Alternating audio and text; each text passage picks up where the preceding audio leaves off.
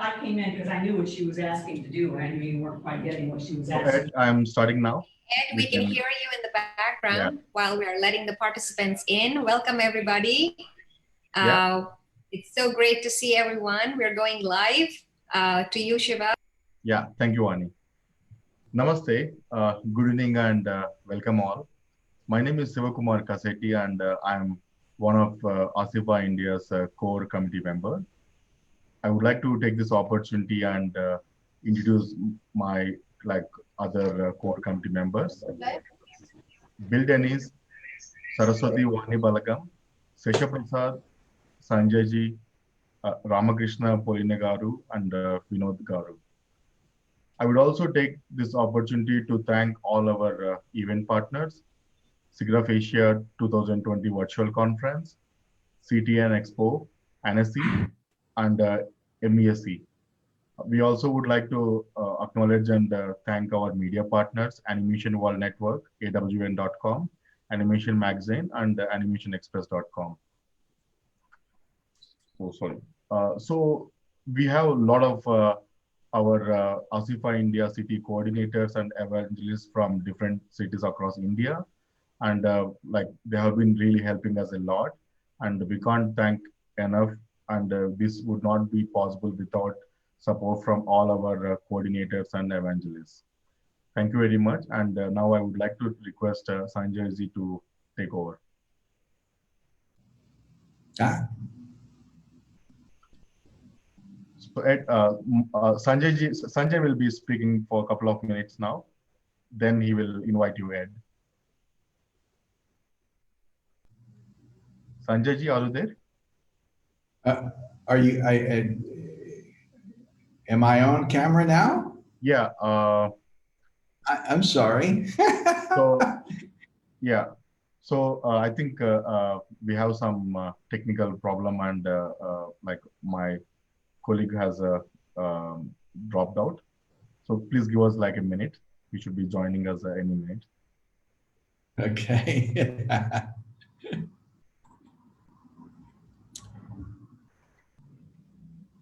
Okay. You just have to tell me when to begin. So. Yeah, sure, Ed. Just give us like a couple of minutes.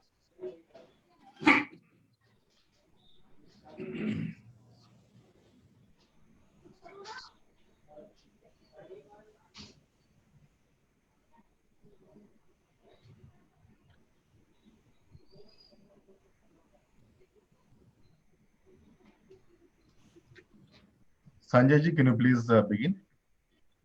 Yeah, Siva. I'm using mobile to communicate. So if you could share the screen, that will be helpful. So I'll begin by just updating about the ASIFA. Should I click share screen now? No, Ed. I will be sharing my screen. Oh, you're doing it. Okay. Yeah.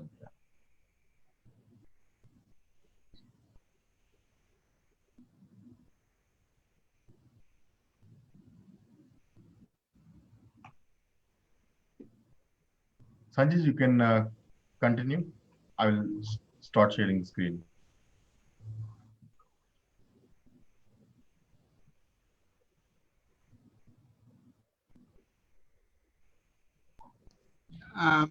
On 28th of October, we are going to celebrate International Animation Day, wherein we are inviting all the students and professionals to participate. Today's session is, we are very proud and privileged to introduce Ed Hooks. He is one of the most renowned personality in acting for animation space. Ed Hooks was a professional actor for almost 30 years initially. He trained in New York and he has an extensive credit in all media. In the mid-70s, Ed opened his first acting school and it was in New York. Subsequently, he migrated to West Coast. He had studios in Los Angeles and San Francisco, where he taught professionals level acting. He wrote several books during that period. One of them was Ultimate Scene and Monologue Source Guide. Is still in print and is used by acting teachers everywhere. In 1996, Aid was invited to teach animators for the first time at DreamWorks in California. The animators there were working on Ants, starring Woody Allen. So that was where Aid learned that one does not teach acting for animators the same way as it is taught to actors. So with this, Ed started working on experimenting the new ways to teach animators. This resulted in what is today Acting for Animators.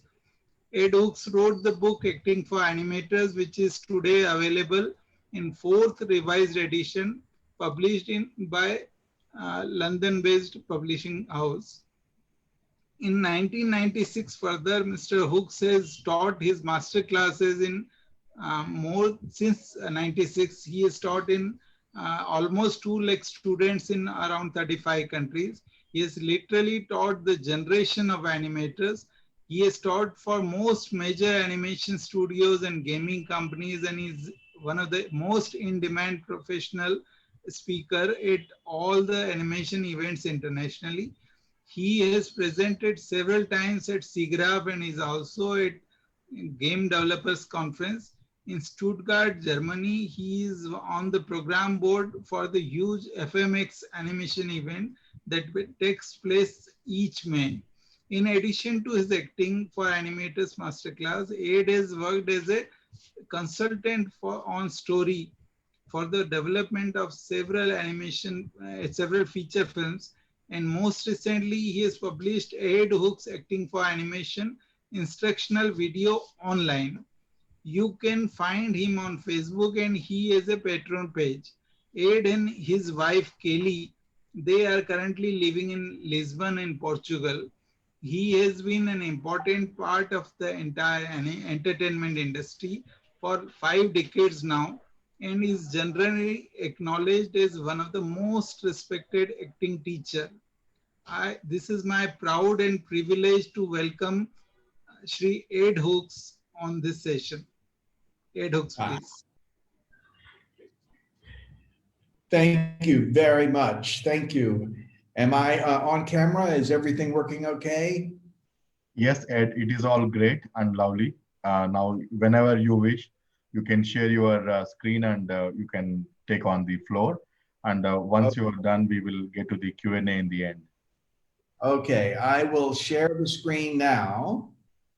Ed, it's such a pleasure to have you here. Thank you for coming. Thank you. And thank you for helping me get this screen set up. I'm slow when it comes to the digital things, but I hope that I make it all up with this talk about acting. I'm happy to be here. It is such a privilege to speak to the animators in India. I think that this is such an important time in history. You are at the beginning of a new era. I hope you know this. I hope you realize this. This is not just business as usual. There's a sea change going on in the animation industry. Big change. And the whole industry is becoming less Hollywood centric and more international. The feature films and the productions are becoming more independent. Animators themselves are they're having many more opportunities. We have now with streaming, now there's great opportunities for India to develop movies, to develop television programs, and to find a marketplace internationally for these products. And I just cannot emphasize enough how special this moment is for you, in particular in India. I believe more than in most countries, you are in a position to where you really can do something new and big and international, and much even more than you have been.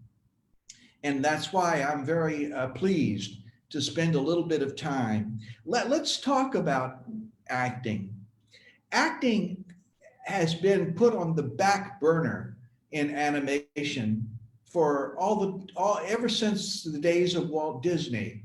The way animation has been taught, there weren't even any animation schools until the 1960s. The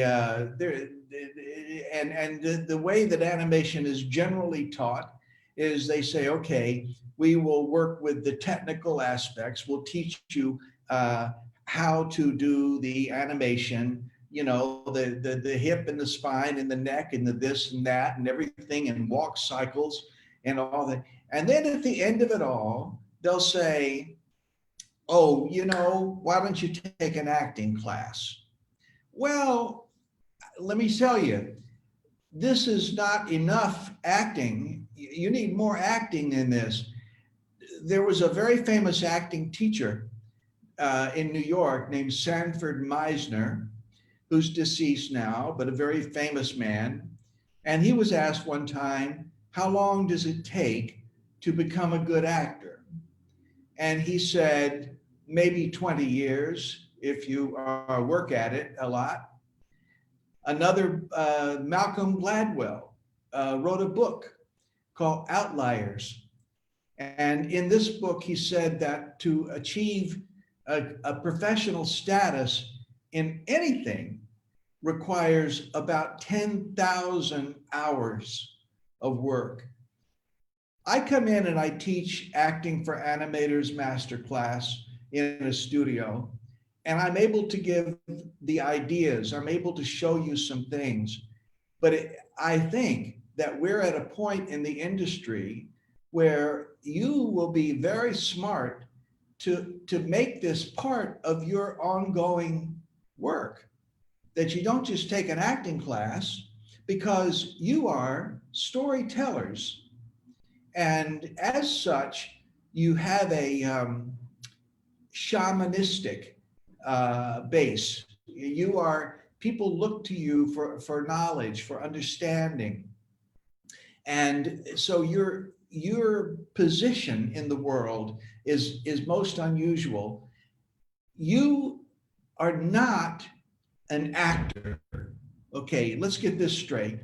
You are not an actor. You've heard the expression that an animator is an actor with a pencil. Everybody's heard this, I'm sure. Well, I understand it, but it's not literally true. Acting is a visual art form. Acting is a performance art form, and animation is a visual art form. It's two different art forms, and they have certain overlapping aspects, but they're not the same thing. An animator is not an actor. The actor in an animation is the animated character on the screen. From the audience's perspective, Mickey Mouse is the actor, not Walt Disney. Walt Disney is behind the scenes. So your relationship to your character is one of empathetic direction. Your character begins not knowing how to act. Your job is to help your character be a good actor. And in order for you to do that, you have to know a lot about acting to be able to help the character become a good actor. And you put yourself in the character's shoes, and then you collaborate with the characters, what you do. But your animated character is the point of contact between the audience and the stage, the theatrical experience. So Shakespeare said, in Hamlet, Shakespeare said that the actor should hold the mirror up to nature. And what he meant by that was that the audience needs to be able to see itself reflected in the behavior of the characters and the actors on the stage. What he was really describing was what we call empathy now. He wanted the audience to be able to empathize with the actors on the stage. So you have to have a command of all this.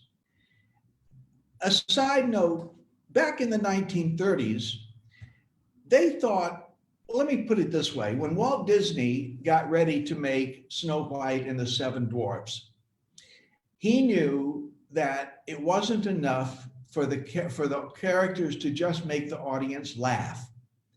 He understood that an audience was not going to sit there for an hour and a half and watch gags, pratfalls, this sort of stuff. They weren't going to do it. He knew that in order for them to stay with it, he had to also make them cry. That was a major turning point in animation. Walt Disney set about trying to figure out how to make an audience cry. And at that time, there was no literature on acting. Konstantin Stanislavski of the Moscow Art Theater, who's generally considered to be the father of Western acting, naturalistic acting, his work had not been translated into English yet. And so and there was no psychology, there was a brand new science, there was nothing. So what Walt Disney did was he talked to movie actors, but movie actors themselves were new. It was only shortly before that sound had come in. And a lot of the movie actors were doing what they had done on stage. We know now that there's different acting techniques for stage and for film. It's all acting, but if you look at movies from the 1930s and then look at movies today, you see quite a lot of difference in the way that actors handle themselves. Well, Walt Disney and his people just tried to figure things out. And because they were geniuses, and they were brilliant, they got an amazing amount right, correct. But they got some things wrong that we now know what's wrong with them. We're able to do. The main thing that they got wrong, I think, my opinion, is that they believed that you could act emotion. That if you could show that a character was happy or sad or afraid, that was acting, that was good acting. I'm going to tell you in a moment the definition of acting, and you will understand after this that you cannot act emotion. You know about the illusion of life. Everybody knows this, right? You got to endow a character with an illusion of life. That means you got to give the character a human kind of a mind, and this is a wonderful skill, a wonderful trick. However, that's where acting begins. That's not where acting ends. It's not enough just to give a character an illusion of life. So let me give you a definition of acting. I'm going to see, I've got my shared screen here. I'm just going to pull up this little graphic there. I hope you can see that. Acting is behaving believably in pretend circumstances for a theatrical purpose. Now, let's take this apart, because there's a lot to this that isn't clear right away. Acting is behaving believably. Now, what that means is believable to whom? believable to humans. Your audience is humans. So you, if you're going to be a really good character animator, you are not only going to have to study animation, you're going to have to know something about psychology and what that means, behaving believably, believable. You know, 5-year-old children are pretty good with what's believable. They can't Ed, tell you why, but I'm sorry, Ed. what? I'm sorry to cut you. I Yeah, think you may have to reshare your screen, Ed, please. Can you share your screen once again? share the screen once again. Okay. Oh, down here. Just a moment. Let me do it. What a moment. Thank you. Okay. Share screen. Share screen. And then I've got this over here. Okay. Can you see that now? Yes, thank you, Ed. Okay. I'm sorry. Okay. So, okay, now you're looking at this blackboard here. Acting is behaving believably in pretend circumstances for a theatrical purpose. Okay, so you're with me so far. Behaving believably means believable to other humans. Now, in pretend circumstances, that's because it's all about storytelling. So you have to know about story. You have to know about that. Pretend circumstances. And it's for a theatrical purpose. Now, this is a really important thing because there's a difference between regular reality and theatrical reality. Regular reality is what you have on the street. It's what you have at the shopping mall, at the supermarket. Nobody wants to pay to see regular reality. In regular reality, you show 100% of everything. Theatrical reality is selected. It's all about the structure. It's all about storytelling. So in theatrical reality, you are sharing with the audience only the parts of reality that are necessary for showing information about the character and the narrative. It's a very selective kind of reality, and it's heightened, and it has structure. I'm going to give you a formula. You should be able to freeze frame a character at any time and say to that character, what are you doing? And that character should be able to answer in theatrical terms. This is my objective. This is my objective.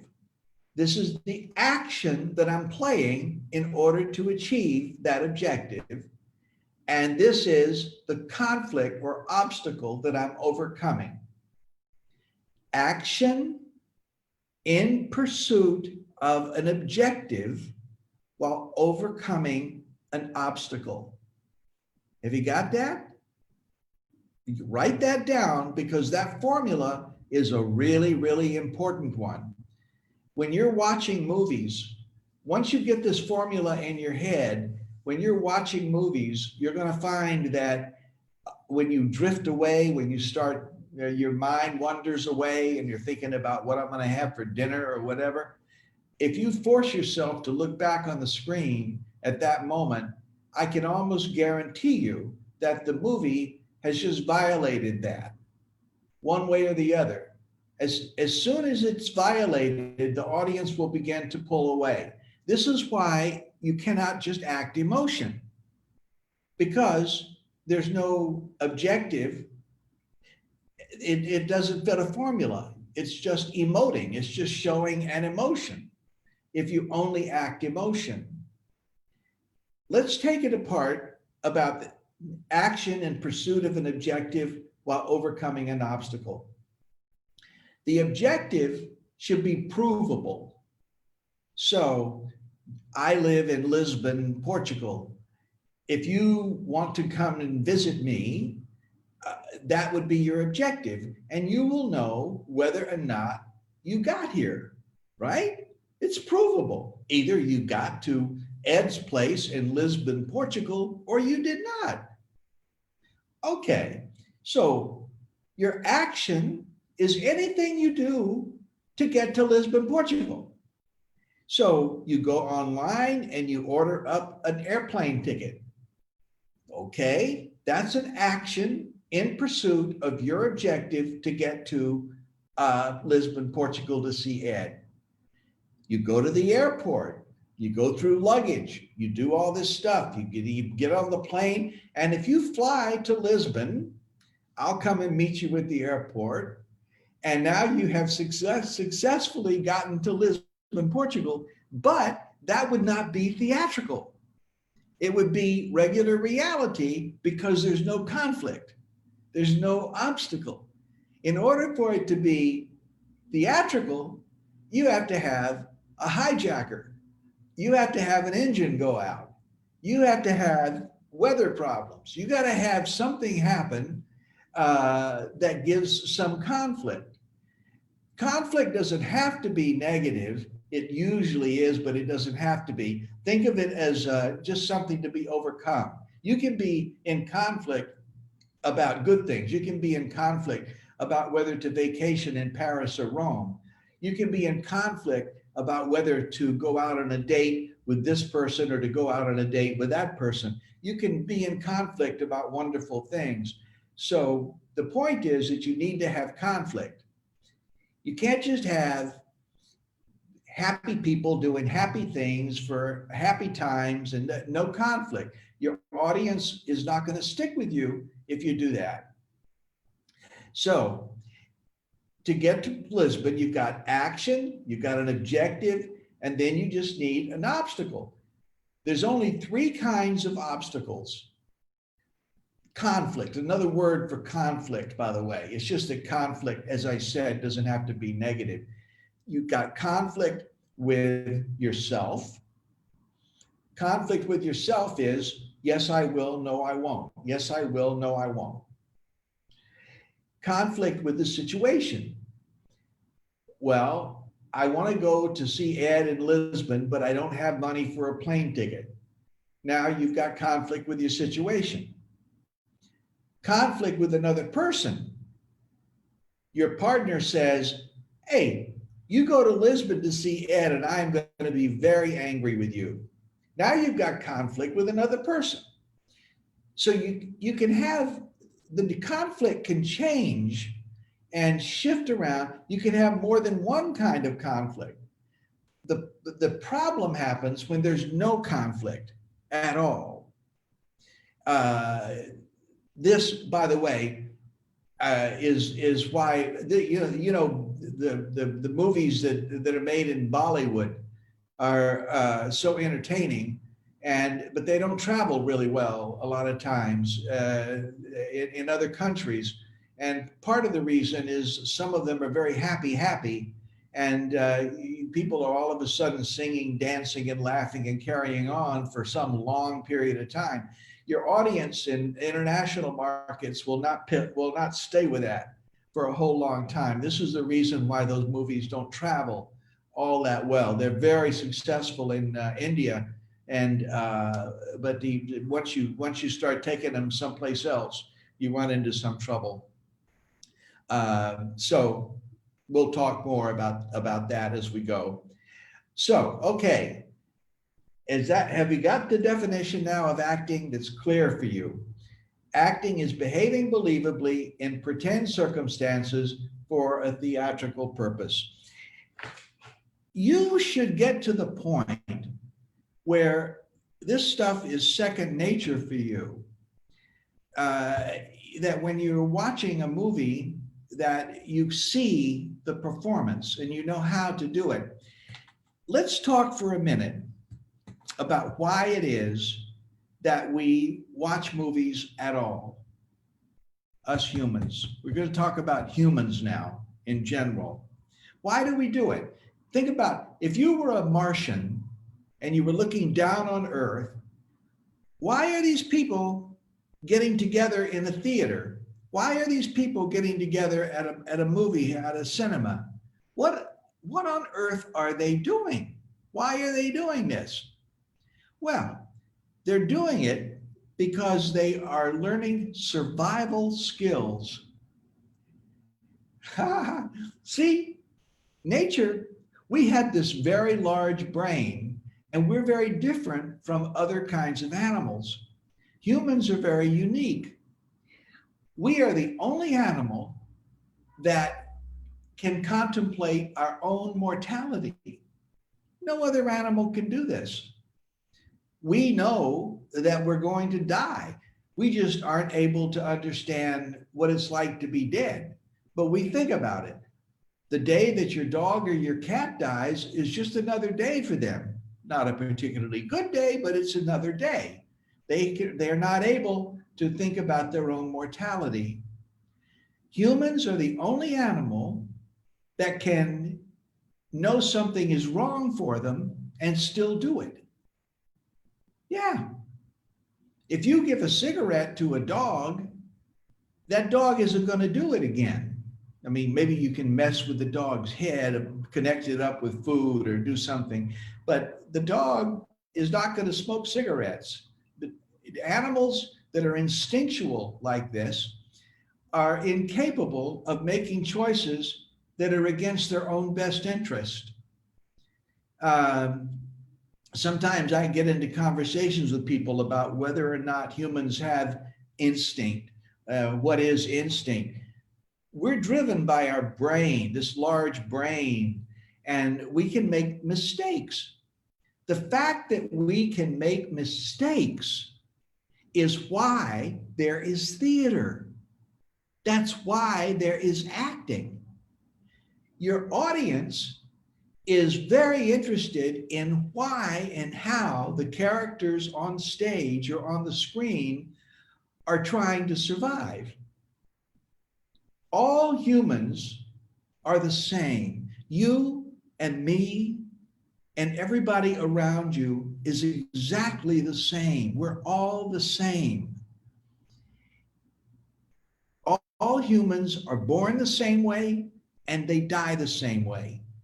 And all of us act to survive. When you go to see a movie, it's like getting into a flight simulator for an airplane. You get into your movie seat, you close the door, and the screen comes up, and now there's a story that goes on there. And you're immersed in this story. And people fall in love, and they go from one country to another, and somebody dies, and they become wealthy, and then they lose all their money and everything. You're sitting in your seat, and you're experiencing all this through the screen. And then the credits roll, the end. What you've just done is you've just been rehearsing survival skills. You've tried this stuff on for size, and there's been no risk. You've lost nothing. All you did was you paid to get a movie ticket or a play ticket. That's what a play is. We're learning our survival skills. We're not like other animals. They are not, they are born. Nobody teaches a bird how to build a nest, they just know how to do it. They're born that way.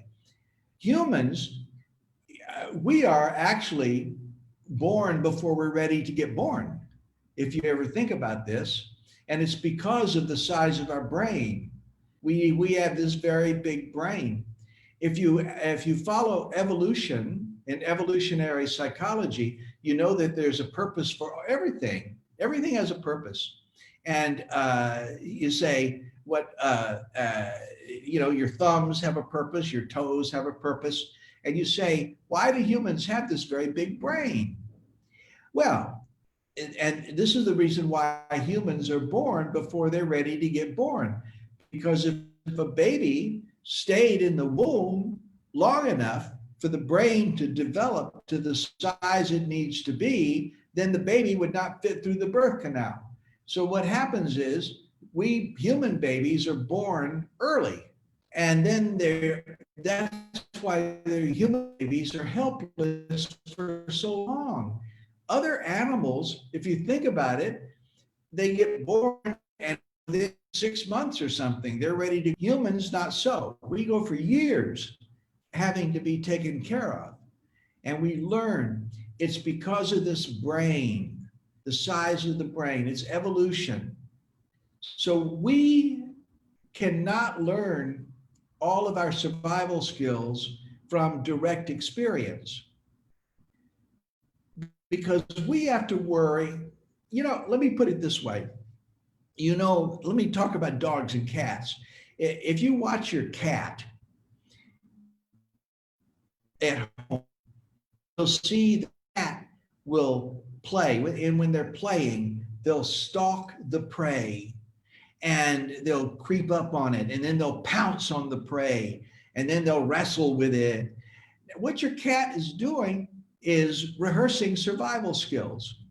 And that's all that cats need, really, is to be able to find the prey, catch it, dominate it, kill it, and then eat it. So this is good enough for a cat. But we have to worry about Donald Trump. We have to worry about whether the guy that just moved in next door is a child molester. We have to worry about what Russia is doing in the Ukraine. We have to worry about whether there's global warming. We have to worry about coronavirus. Other animals don't do this. So we learn our survival skills from storytelling. We tell each other stories. You, my friend, are a professional storyteller. This is why I'm telling you, you are at a point in this where this industry is about to change radically, big time. And you are in the driver's seat. You need to understand this. You are a professional storyteller. And as such, you have to understand a whole lot more about storytelling and acting and psychology and philosophy than your audience, because they come and they want you to know more than they do. It's a position for you to be in. Animation is fun, yes, but it also is an honorable thing to do with your life. Now, I want to talk a minute here about empathy, which is really important. Empathy. Let's see. I'm still on camera. Can you see me? You can see me? Yes, we can see you, Ed. It's good. Okay. All right, good. Empathy. E-M-P-A-T-H-Y. Empathy. What this is, number one, it's different from sympathy. Empathy means feeling into. Sympathy means feeling for, like you feel sorry for somebody. Empathy is that you can relate, you can empathize. Your job as an animator is to get the audience to empathize with your character.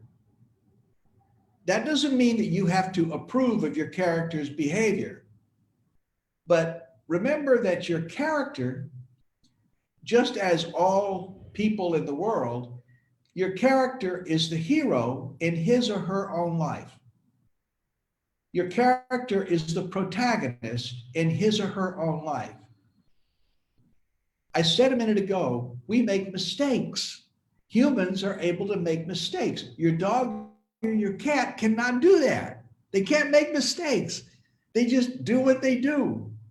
If humans could not make mistakes, we would not have theater. We would not have a need for movies because they would just be doing what they're doing. But no, they can make mistakes.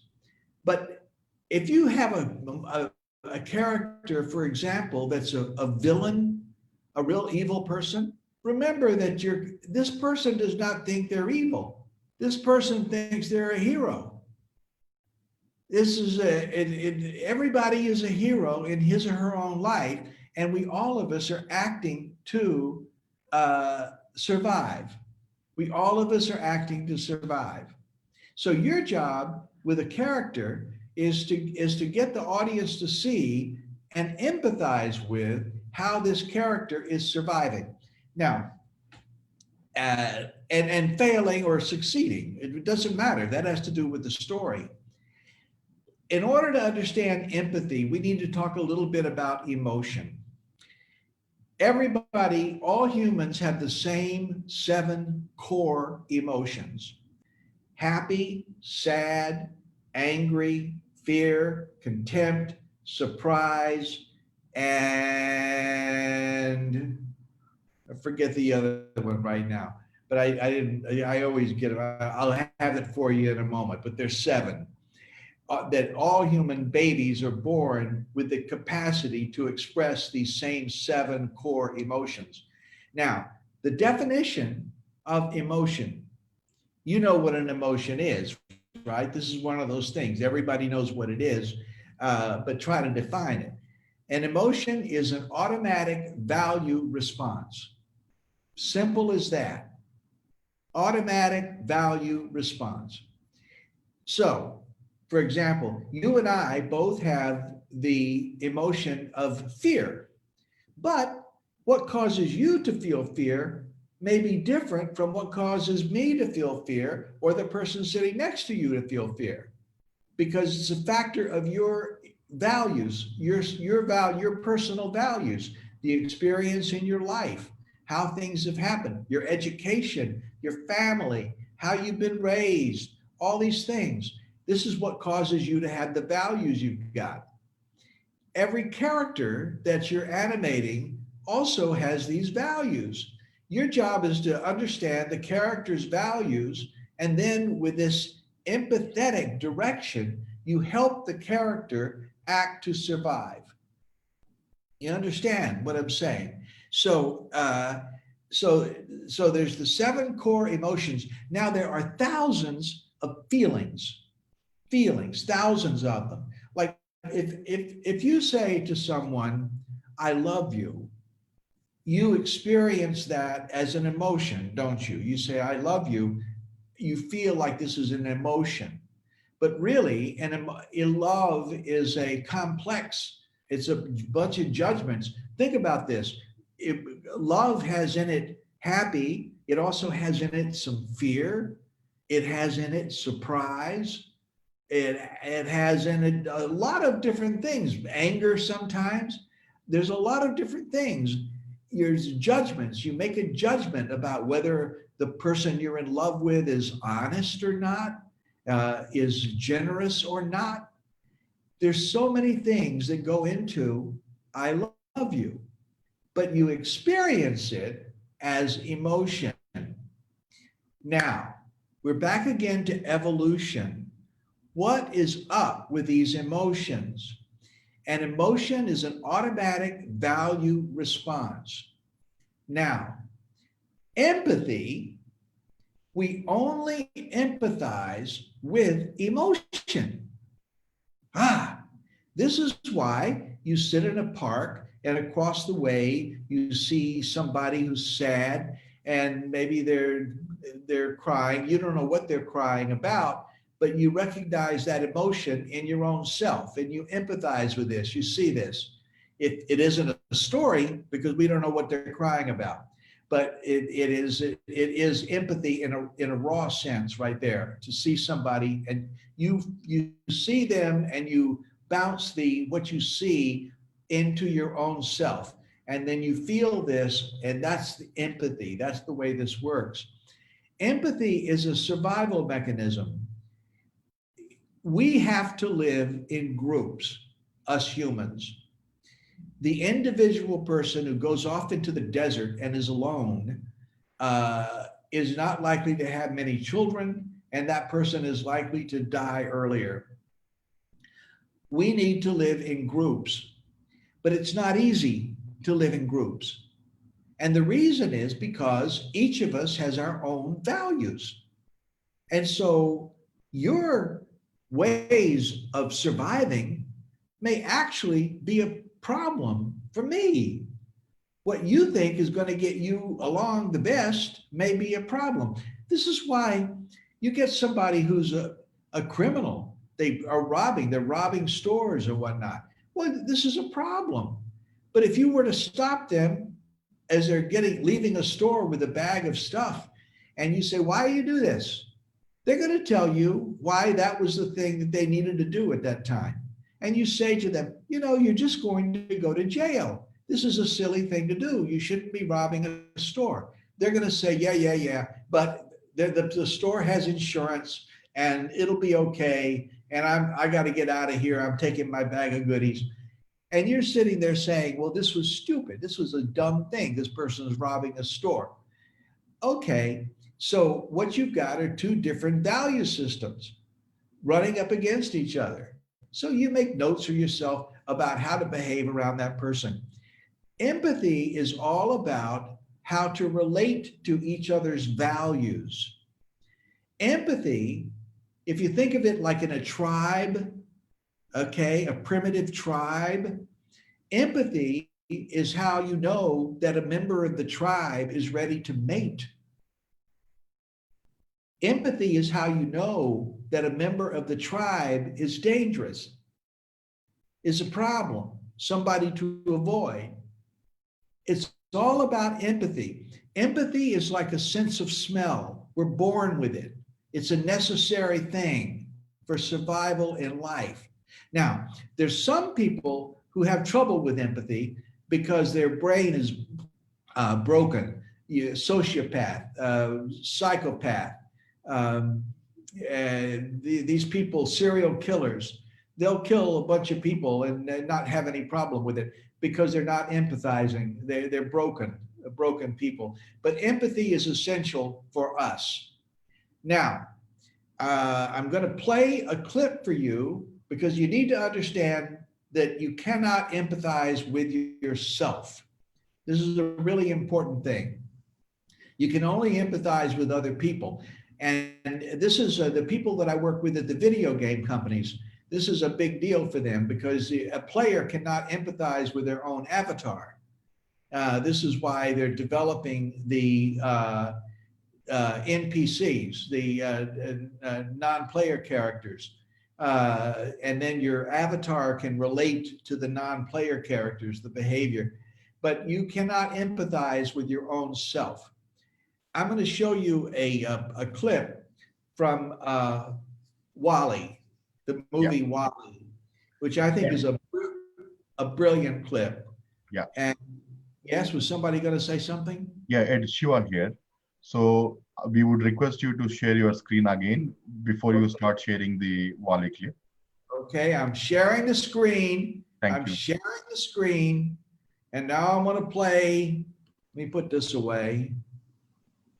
And now I'm going to play WALL-E. And now we're going to go to full screen. And now here's the scene from WALL-E. Thank you.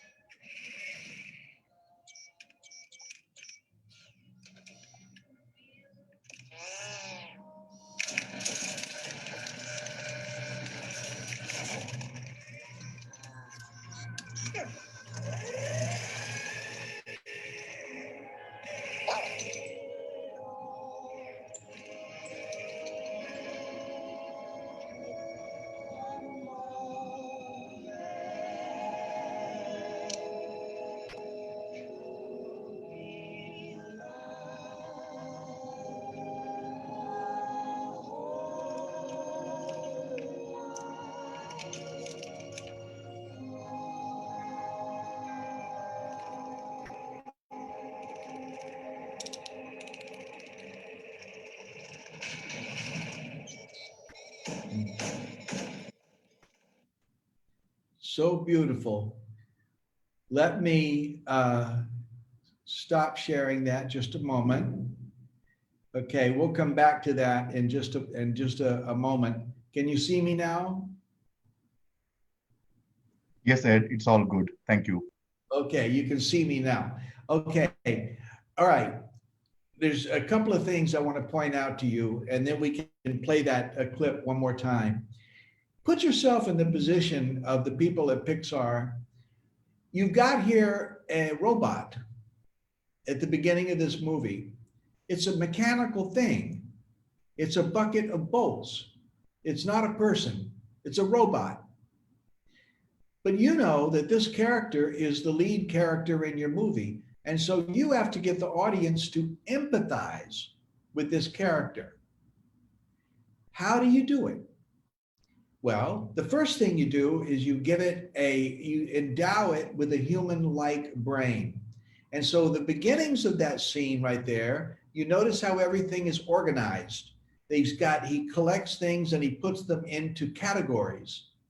Okay? Don't we all do that? Don't you have things in this desk drawer and other things in the other desk drawer? And what do you do with a fork that's also a spoon? What do you do with a cigarette lighter? Where does this go? How does this work? So they show you with the indecision, which is a human quality. Remember, we can make mistakes. So right away, the movie makers are showing you that this creature, which is a robot, actually can think and make choices, and some of those choices could even be wrong. Then he puts in that movie, the VHS. He puts that in there, and all of a sudden he turns and he sees the lovers on the screen. They're holding hands and they are singing. Now, two things happened. I want you to pay attention. He stops. He physically stops. It's really caught his attention. What this says is that not only does this robot have a human-like brain, but this robot is affected by love. And it causes him to be still, not to get all animated and crazy, but to be still. He's taking it in. He very carefully reaches up and presses the record button. What he's saying here is that this is important. Of course it's important. It's human love. And he watches this, and they're holding hands. And he wants to feel this way too.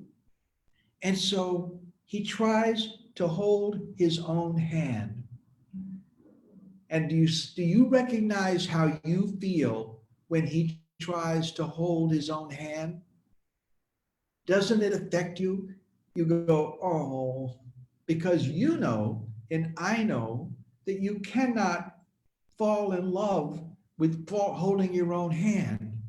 You have to have another person. You have to have a lover in order for the empathy to work. That's how this is. So the animators have established within 2 minutes, because this clip is 2 minutes long, 2 minutes and 10 seconds, something like that. They've gone from having just a robot. They've shown that he has a human-like brain, that he has emotion, that he is alone, that that he wants so much to feel love that he needs another robot, somebody to feel love with. This is at the very beginning of the movie, and they've established like that. They've established this main character, and they've established for the audience a sense of empathy. Can you see this? This is really, really important, what I'm telling you right now.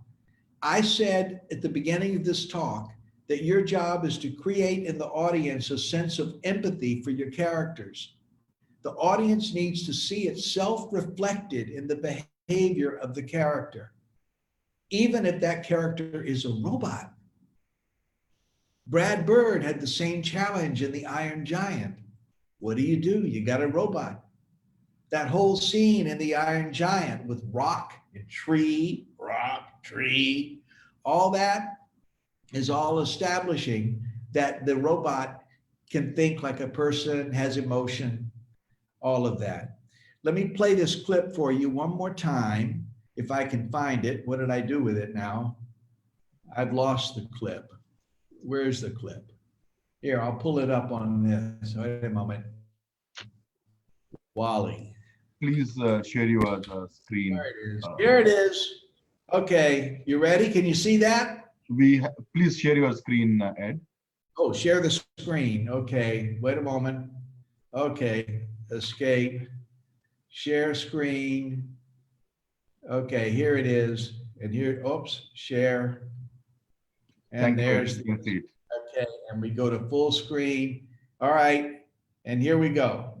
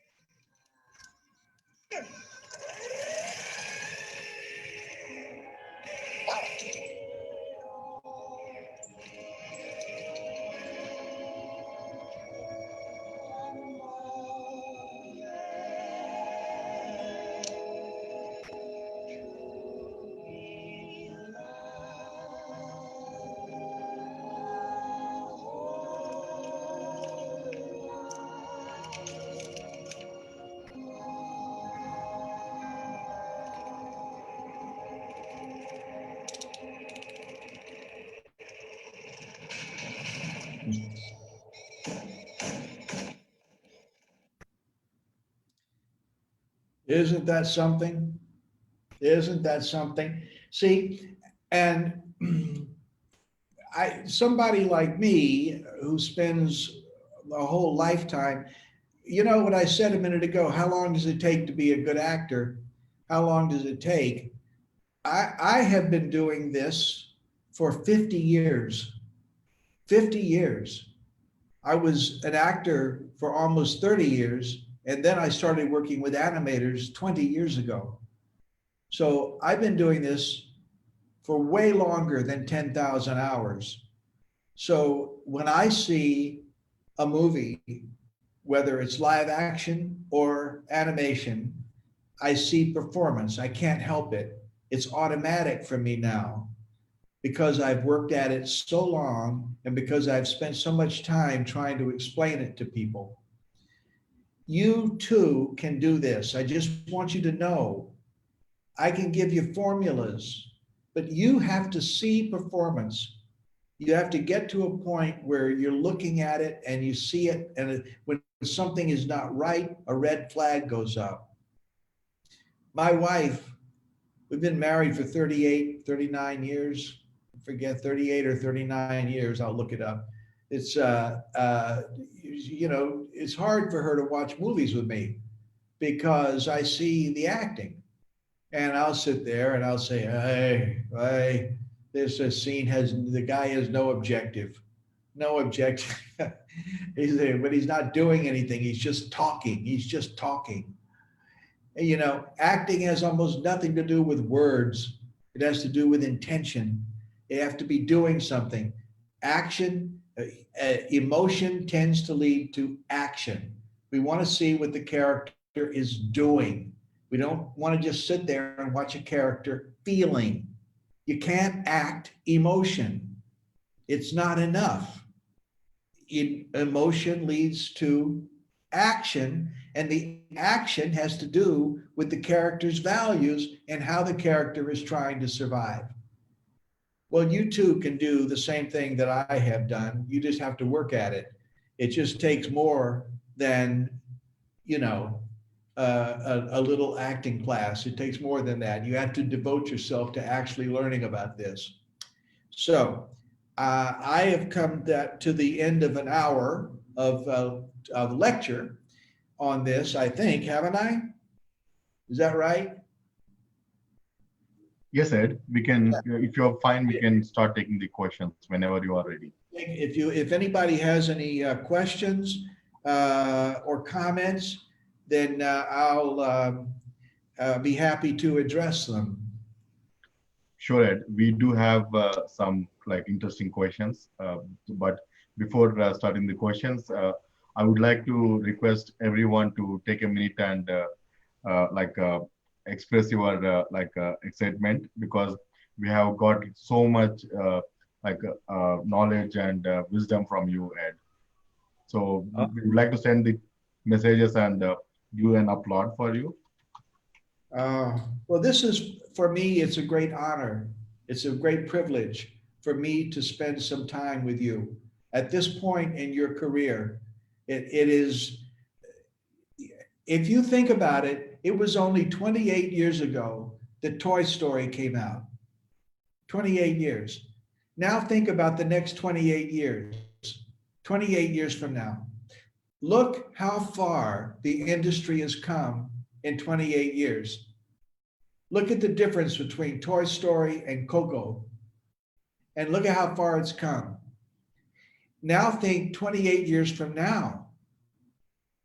The budgets are coming down. You don't have to spend $200 million to make a movie. There's a wonderful movie called Boy in the World that was made for $500,000. You don't have to do it. This next 28 years is your 28 years. This is your time at bat.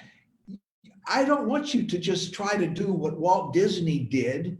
I want you to stand on Walt Disney's shoulders and go further, much further than Walt Disney could even dream of.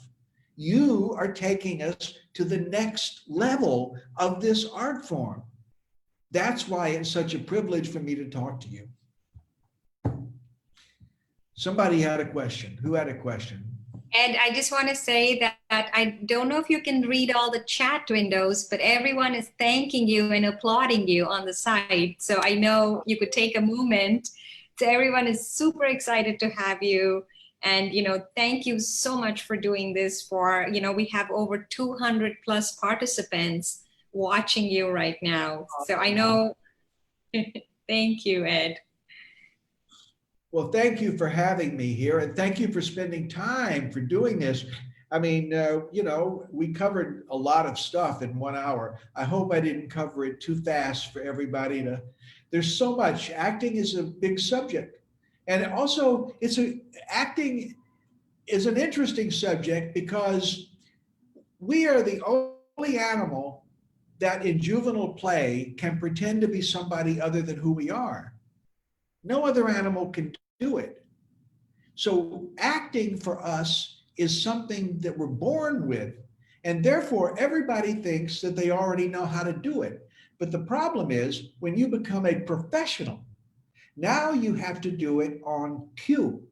Now you have to do it in order to collect a paycheck. And you now are like a magician having to know where the rabbit is. You must learn this. You can't just do it by the seat of your pants anymore. You've got to understand the craft. I'm going to tell you a story that you'll appreciate. A real quick story. Do I have time for this? Let me tell you. Sure, go ahead. If it's quick, sure. And then we need some time for Q&A because we see a lot of questions over here. Okay, all right. Well, never mind. We'll do the story another time. I was going to tell you a story about Big Hero 6, but I'll wait. It's okay. We don't have to know about that. All right, let's do Q&A then. I'm going to pass it on to Sanjay ji and Shiva for the questions. Yeah, thank you, Vani. So, Ed, we have a question from like one of our attendee.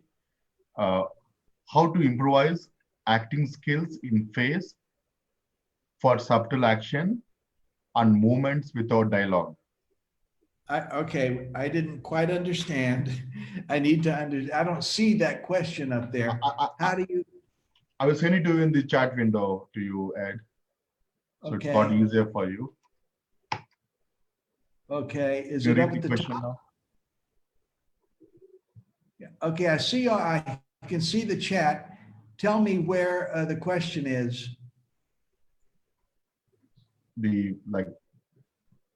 Shiva, Yes, can you repeat the question softly and slowly for him because he's sure. got a. Thank you. Sure.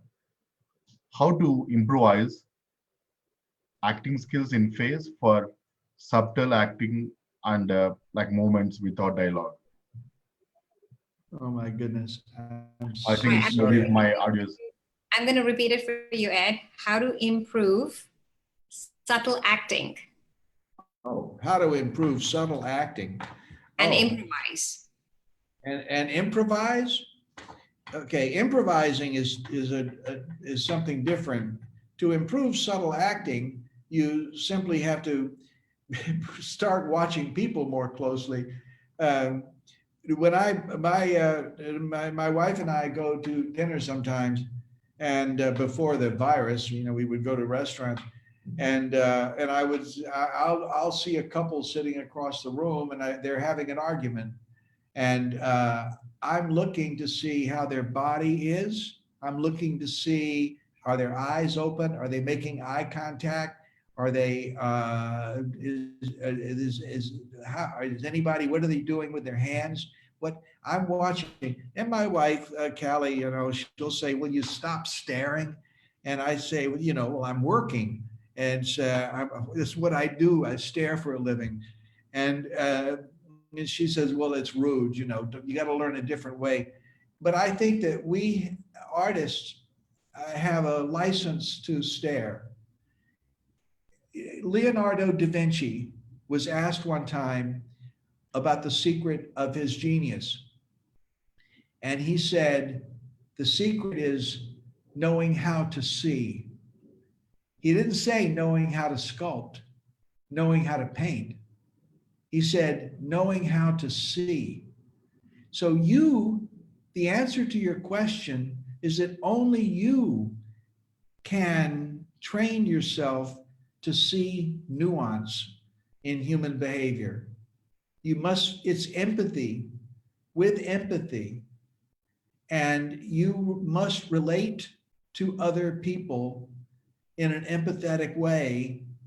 And you'll see that how they move and what they do and how the blinking goes. And it's that's how to do it at any rate. And each person does it differently. But improvisation is games. Those are good for people that are shy. They're good for social. But you're not going to learn a whole lot about acting from doing improvisations. They're just fun. They're games to play, and they'll get you out of your shell. But most of you are not going to be doing improvisation as a performance art. No. Thank you, Ed. Uh-huh. So we have the next question. How was your experience as you started on animation? What were the difficulties that you faced in the initial times? What are the difficulties that I faced? Yeah, when you started with animation, acting for animation in the beginning. Well, the biggest obstacle that I faced was that I didn't know anything about animation. When I was brought in to work with the animators on the movie Ants, that's when DreamWorks had just bought the company there, PDI, Pacific Data Images, and they were making Ants. And one of the animators that worked on that movie was a student in my regular acting class for actors in San Francisco. And I did not even know that he worked for an animation company. And he told me that they were making a movie, and he wanted to know would I be interested in teaching a class on site at the studio. And I went in there and screwed it up because I tried to teach the animators like actors. I went in with a box of scripts, and I'm teaching them how to learn lines and to rehearse with each other and whatnot. And by the third class or so, half of them wouldn't even come to class. They had other things to do. And this was a big insight for me because I realized finally that animators are not actors. You don't teach acting to animators the same way you teach it to actors. Acting, for people who perform, acting is very nerve-wracking. It's anxiety-provoking. You're in front of hundreds, thousands of people, and you have to get your voice out there, and you have to learn all the lines. You have to do all kinds of things. You have to be in the moment. There's lights. It makes you crazy. Animators don't have to do this. Animators just have to understand how a scene works, have to understand how emotion works, how empathy, but you do not need to train to be an actor. You're not an actor. You're an animator. Yeah. And so I had to learn this. Once I learned it, I said, hey, okay, actors work in the present moment. Animators have 24 frames make a second. They have an illusion of a present moment. Therefore, they don't need to learn the things that actors learn. You just have to learn how acting works, the theory. And that was the beginning of acting for animators. At that time, there was no such thing as acting for animators. I invented it. There was nothing. No, there was no classes anywhere that said acting for animators. And that was what happened. I worked out a way to do it. And then I wrote the book, Acting for Animators. Thank you, Ed. So a couple of our attendees were asking us to give some more insights on empathy in animation. What do they want about empathy? They want to know like some more tips and tricks on how to implement the empathy in animation. Well, more tricks. There's no tricks. Your character is emotion. You've got to understand how your character's values work. Every time you've got characters, and you should know your character as well as you know yourself. Like you know what your diet is. You know what kind of food you eat. You know whether or not you sleep at night. You know whether or not you're in love. You should know all of these things about your character, and and also I suppose you've got a script of some kind. The character, you have to justify the character's behavior in the script. because the character thinks that they're surviving. Just remember, in life, there's really no such thing as a villain. Villains think they're heroes. Everybody is doing the best that they can. That doesn't mean they're honorable. There's some people that are not honorable at all, but they think that not being honorable is a way to survive. And so as an actor, as an animator, you have to understand all of this. This is how people empathize with only with emotion. What happens is, let me just give you this quick example. If you saw a character on a dark street and the character, you can see the character hear something behind her. It's a female character. And you see her now pick up her pace and start moving fast. You right away in the audience, you think, uh-oh, she's scared. She's frightened. That's empathy. You just experienced empathy.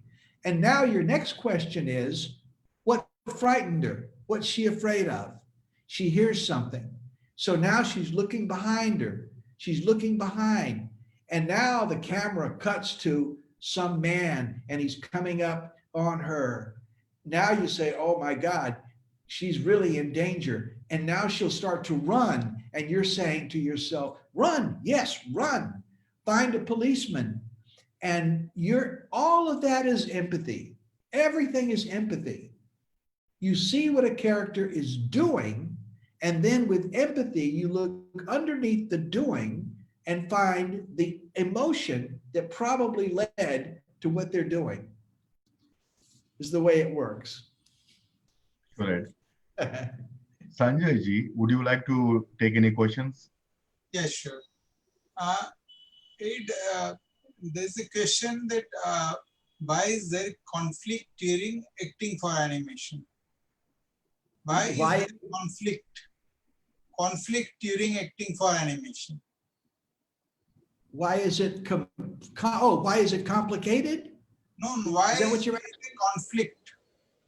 Why is it conflict? Oh, you want to know more about conflict, obstacle. Is that the question? Yeah. The question is, why is there conflict during acting for animation? Oh, because of the nature of our brain. We're problem solvers. Our brain, this is the way we work, don't you? This is how you work.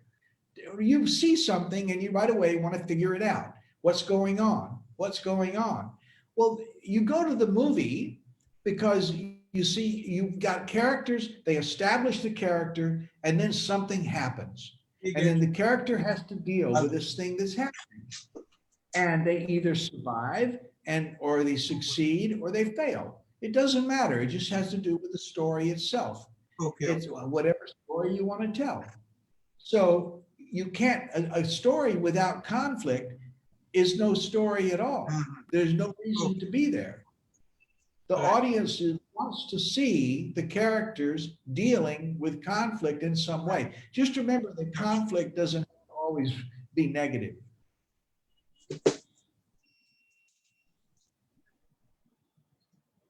That was awesome. We have more questions. Back to you, Sanjay ji. Yeah. How to make character more personality, character personality more interesting? Oh, well, make it like yourself. Because I bet you're more interesting. You don't want to ever look down your nose at a character. You never want to condescend to a character. Never make a character less smart than you. Remember that even a character who's not very smart thinks they're smart. Everybody's doing the best they can. Also, drama and comedy. Drama has to do with man's potential. We dream of surviving forever. We want to live forever. We want to become gods in a kind of way. And drama is about man's potential. Comedy is about man's limitations. You know, you're going to get the virus. Your car is going to run out of gas. You're going to gain weight if you eat the wrong foods. Your marriage is going to be hard. Your kid is going to do silly things sometimes. This is the stuff of comedy. Comedy is about limitations, and the ultimate limitation is that we die. And what are you going to do about it? There's nothing to do about it. And so sometimes we laugh. My wife and I were just watching a series on Netflix called Always. And it's about a space group that goes to Mars. And at one point, they're in the spaceship and things go wrong and they're about to crash. All of them going to die. They know they're going to die. They don't, by the way, but they think they're going to die. At which point they start telling jokes. They start laughing. You think, here they are facing their mortality. And they began to tell jokes. That's because laughter is a way that humans say, I'm alive. I'm not dead yet. I'm alive. This is why laughter is contagious. I laugh and then you laugh because I laugh. It's like, I'm not dead. You dead? No, you're not dead. I'm not dead. Let them dead. And then everybody laughs because none of us are dead yet. You see? That's a fantastic way to stay alive, to laugh. Go ahead. Next question, please. And it is about acting and reacting. So, Debangshu Chatterjee is asking that how can you relate acting and reacting in any acting for animation?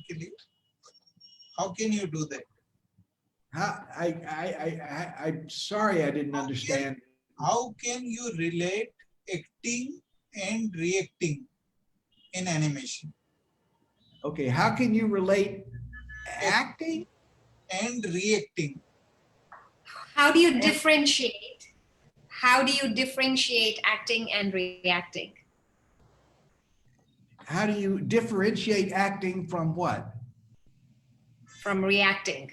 Oh, from reacting. Well, acting is reacting. I'm reacting to you right now. This is theatrical, what we're doing at this very moment, because I'm trying to communicate and I have conflict with my situation. It actually is theatrical.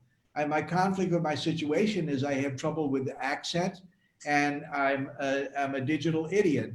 And so I have trouble with the computer, but yet my objective is to communicate. So I'm reacting. I ask you to repeat, please, what you just said, and I'm listening. I'm reacting. Acting is reacting. But just remember that we should be able to freeze frame the character and say, what are you doing? And the character should be able to answer in theatrical terms. This is my objective. This is the action I'm playing. And this is the conflict or obstacle that I'm overcoming. If you don't have conflict, if you don't have an obstacle, your scene is probably in trouble. There's some tricks you can use to sort of make it seem like there's an obstacle, but we'll have to wait for another time for that. All right. We have another 15, maybe 20 minutes, and we have a lot of questions that are coming. How are you doing, Ed? Are you okay to take another few questions? I'm fine. Okay. I will answer all of them that we can. Okay, great. Thank you. Thank you. If a person is an introvert, how does he play out an extrovert in animation? Oh, well, some of your greatest artists in the world are introverts. It has to do with your what you see. It has to do with again, Leonardo da Vinci, knowing how to see. I have had in my acting classes some of the best animators in the world. And I mean, I remember the day that I had the guy that did Ursula in The Little Mermaid. He took my class twice, this guy. And as far as I could tell, he was a genius animator already. And I had him in the class and I just wanted to follow him around and get him to draw me pictures. And I said to him, I said, why are you here? Why are you here? And he said, because this never gets old. He said, I have to keep reminding myself about what you're saying. He said, this stuff is very, very good. And I forget it, even with all my years of experience. And to keep coming back to action, objective, conflict, obstacle. What are you doing? Acting has almost nothing to do with words. All of these things. There's so much. And but when we would have little exercise things that I would do, I would try to get him up to do them. He wouldn't get out of his seat. I couldn't get him up at all. And this is the guy that did Ursula. And nope, not going to get up, not going to talk. Some of the best animators actually are very shy. Then one of the big differences between animators and actors. In a class of actors, if I say, can I have a couple of volunteers, every chair is empty and everybody is at the front. But if I've got a room full of animators, I say, can I have a couple of volunteers? And I'll get everybody sitting there looking at each other. Who, you? Go ahead, you do it. You, no. Who, you? No, me, no. It's crazy. Animators are not actors. Animators, you know, you deal in traffic and movement and you characters on the screen, on the page is what you do. And so a lot of animators, the best ones, are very shy or introverts. The next question is, what's the best possible way to act one character who's different in culture or planet? So if there was an alien. You broke up, Bonnie. You Can broke you hear up. me okay now? You said, what is the best way to act one character doing what? So let's say I'm an Indian and I Yeah. have to act an American, or I'm an Indian and I have to act out an alien. Oh, well, when you gotta, okay, number one, if you gotta act an alien, if you want the audience to empathize with your character, you're gonna have to give that alien a human-like brain. That's number one. We only relate to other humans. We only empathize with other humans. But if you are playing a character that's very different from you, you have to understand their culture. Sometimes you can work with their accent if they've got an accent, but a lot of it is just culture. This is, you know, it's one of the big differences between the acting training. I'm talking about now for regular actors. People ask me about, you know, where should my child study acting? And I always tell them if they are going to study acting to be actors on stage and in movies, they're going to be better off studying in England than they are in the United States, because the British approach to acting tracks back to Shakespeare. And in Shakespeare's day, the actors dealt directly with the audience. The plays were done outdoors and in the light, and the audience talked back to the actors, and actors learn how to deal with an audience directly. And American actors, their training tracks back to Stanislavski and the Moscow Art Theater. And so the American actors tend to be more interested in truthfulness, honesty, being in the moment. So I find that the British way of coming at acting is more like a craft. And this is why the British actors win all the awards, if you notice, and why they have more range to what they do. But this, to me, is a kind of an answer to your question. You should be able to play any character. You should be able to, if you're training. And what you do is you start with, how am I like this character and how am I not like this character? I know when I first started coming to India, I noticed right away that this gesture, this, what I called it, a bobblehead gesture. I would be in class and I would say, oh, does everybody understand what I'm talking about? and people would do this. They would do this, like this. And I would say, the heck does that mean? What is that? And they would say, well, it can mean yes, it can mean no. And I go, well, what use is it? It's, but it's very peculiar, specific to the Indian culture. And if I was playing an Indian character, or I had an animated character that was Indian, I would have to try to understand that gesture, that particular one, because the characters are going to do that. If they're Indian, they're going to do it. And if they're Russian, they're not going to do that. So it's this is an answer. I'm trying to answer your question. That's awkward, I know, but brilliant, Ed. That was such a perfect example of actually paying attention to every detail, and that's what really that you're trying to say. Shiva, do we want to spot somebody? Sure, yeah. Vani. So I just want to check if Jayaz Shaikh is interested to come on cam and ask some questions. You want to say it? I'm sorry, say it again. We are And trying we're to. trying to get the participants to come live so they can ask you directly. Oh, sure. Well, yeah, sure. Everybody come live. Jayaz, can you hear us? Yeah, hello? Yeah, hello, can you hear me? I can hear you. Okay. You went away. Yeah, he will just come. Just a minute. Whoa, what happened there? We can hear you, Jayaz.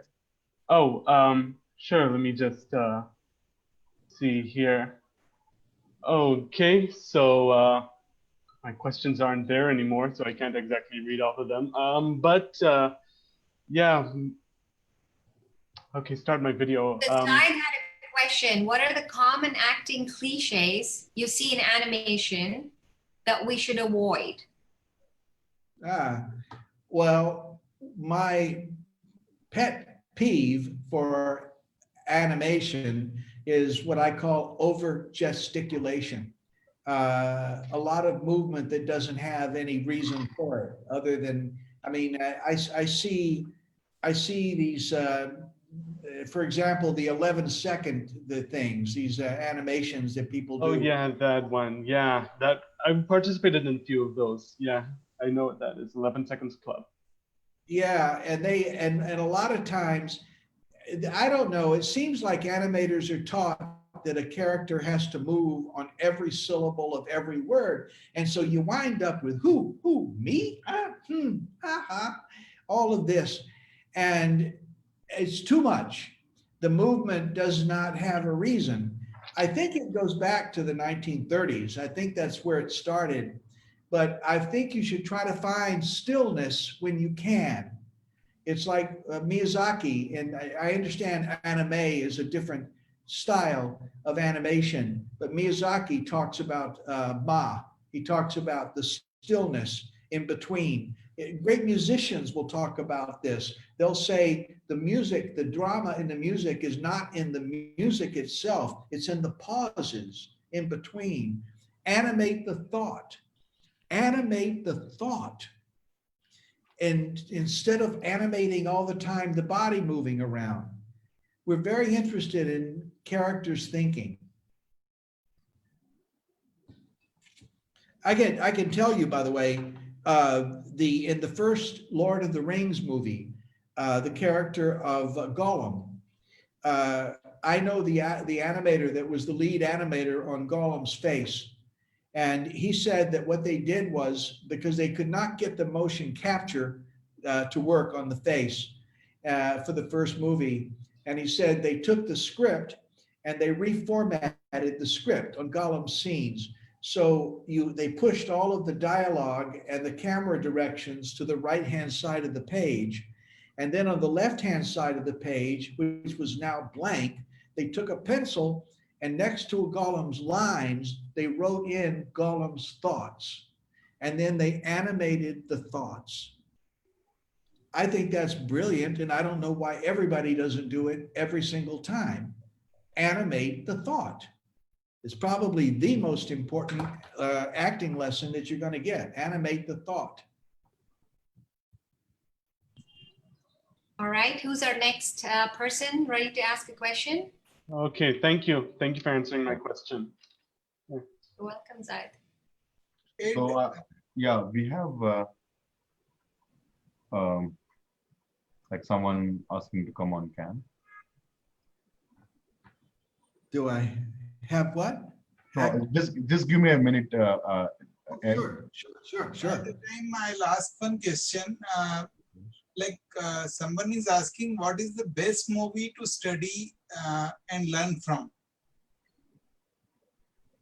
Where to study? Is that what you just asked? Yes, somebody wants to, if a student wants to learn more and study more on acting for animation, what is the best reference movie? Best movie. Study with me. Best movie. Huh? What? Best movie. The best movie? Oh, they want to know what the best.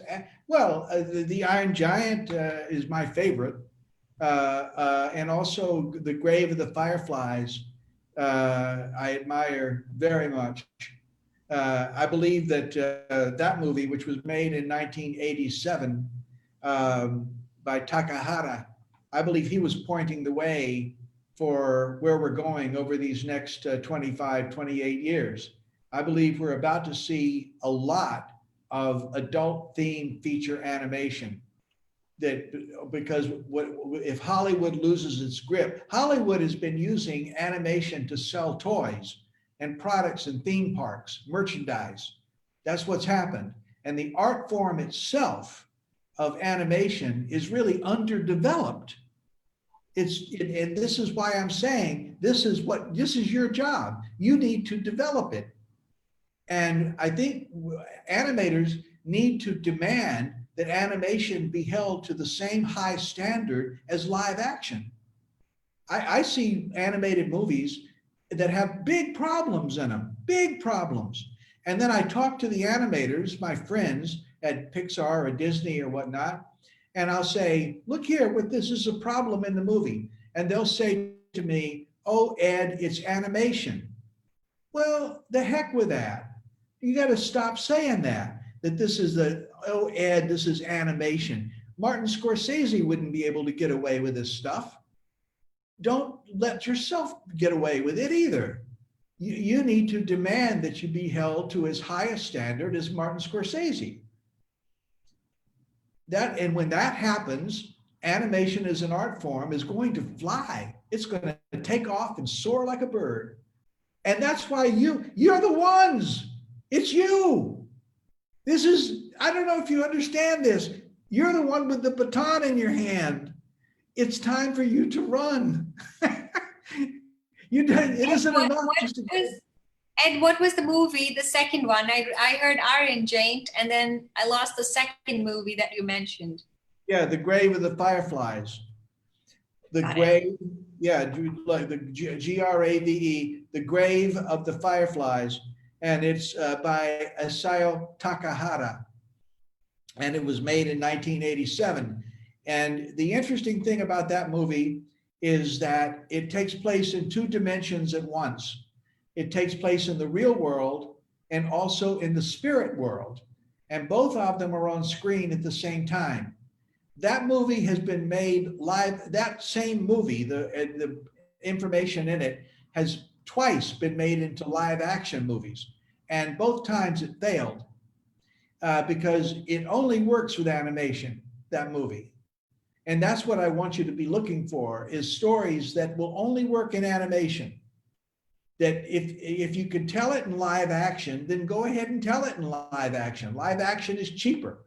But there's some stories that won't work any other way. Grave of the Fireflies is a wonderful, wonderful movie, and it'll make you cry. I mean, it'll rip your heart out. But it's a terrific movie. And if you want to look at it and then talk to me about it, I'll be happy to talk with you about it. It's one of my favorites. Thank you, Ed. It's great to see some faces over here. Yeah. Hi. Who wants? Go ahead. Yeah, hi. This is Ashutosh. Hi. I have a question for you. Hi. Mhm. Yeah. My question is that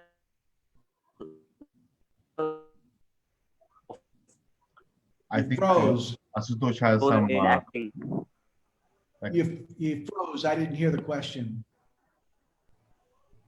Yeah, it's breaking up. Oh, Can you please just a repeat your second. question, Asutosh? Now, can you hear? I can hear now. Yes. Can you? Yeah. The problem. Yeah. The problem was hearing. The problem was that you were freezing. Yeah. You're frozen again right now. Frozen. How ice plays? How How much what? ice plays a role in a performance? So How his is question is, how do the eyes and eyebrows. Yeah. eyes and eyebrows, how do they play a role in acting and performance? with your eyebrows are the most expressive part of your face because their movement is involuntary. You know, we can move our eyebrows if we say move them, but when I'm talking to you right now, my eyebrows are moving and I'm not thinking about it. Therefore, eyebrows, if you have a character, the most important thing are those eyebrows because people will trust what they see in terms of the eyebrows. The other thing, and we haven't talked about it at all, is blinking. There's a lot to say about blinking, but animators often get blinking wrong. And you just remember the thing about blinking is that it has to do with thoughts connecting, and that you only need 3 blinks per minute to take care of the moisture in the eye and keep the dust out of the eye. When I talk with you and you talk with me, each of us are blinking, and this is part of the way we're communicating. This is probably the most common error that I see when I teach at game companies, that they've got the blinking wrong. And I help them get that straight. And right away, the characters are more credible just with that. Thank you, Ed. Balaji, do you want to go next? The what? Anand Ramesh? Yes, Funny. You can go ahead. Anand. Hi, Ed. Hi. Well, Ed and I go back a long way, and I have been constantly bombarding him with questions left, right, and center. I'm sure he has heard a lot from me. Let the others speak, please. Yeah. Balaji, can you please unmute your audio and speak, or like ask your question? Who wants to Okay, ask? Balaji is not here. He's Zain? here. I think Wani is here. Okay. Yeah. Can I say something? Yes, of Yeah. course. Please, we are all ears for you, Ed. No, I just want to say that during all of this virus, when we've been all cooped up at home and can't go anywhere, my wife and I have been busy producing videos for acting for animators, and those will soon be launched. I'm going to put them up, and they're not going to be expensive. There's a cost, but they're not going to be expensive. But if you're interested in that, you should drop me an email or something so I can let you know when they're up. Because it'll be within the next 2 weeks, 3 weeks, we're going to have that started. And it'll be Ed Hooks acting for animators. And they're in modules, and they're broken down into like 10-minute modules, 7 minutes, 10 minutes, 11 minutes, and many different subjects. And there's several hours of them we've already produced now. Nobody's ever seen them, but we've been working on them very hard for several months. And So those Ed, are. when would you release this particular program online? It's going to happen within the next 2 or 3 weeks. Perfect. yeah. I've shared in the group chat to everybody Ed Hook's website. So please stay tuned to his website. It's Ed Hook's. I'll share it again. And stay tuned and see what he has in a few weeks from now or a month from now. We Yeah. have another quick question that I want to take. Mhm. What would you recommend to someone who wants to learn acting on their own from character animation point of view? Well, that's what we've been talking about. What do you Yes. what do you mean? It's all character animation. It's Yes. all 100% of it is character animation. We're all a character. You're a character. I'm a character. Remember the definition of acting: behaving believably in pretend circumstances for a theatrical purpose. Characters are just characters. And it's not like some of them are believable and some of them are not. You want all of them to be believable. Now, there's different styles of animation. There's anime, there's Western style, there's cartoons, there's all kinds of styles. But you cannot think of as character animation as being something different. It's you want to justify what the character is doing. And we have someone who's very young, hardly 19 in our group. And his question is this is Nishant Parab. What do you think is one essential thing that makes or breaks a storytelling in animation? There needs to be number one, an event. You have a character, something happens to that character. It can be internal. The character could fall in love. There's something. Or it could be external. There's an earthquake. There's a flood. There's a problem.